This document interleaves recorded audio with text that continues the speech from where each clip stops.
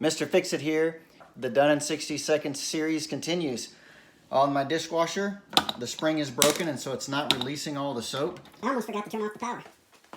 Picked this one up off of eBay. It's used, but it works. There's only one piece of electronic and it's the switch that opens and closes the door. So I think we'll be just fine. Done in 60 seconds. Come right at you.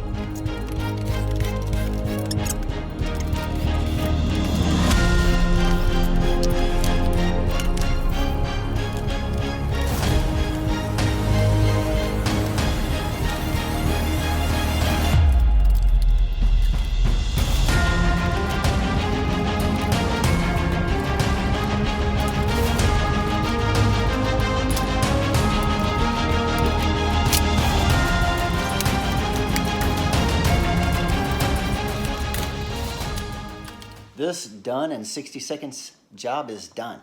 I hope you enjoyed it. I'll leave a list of tools below. Like, share, subscribe, and let me know if you liked the video.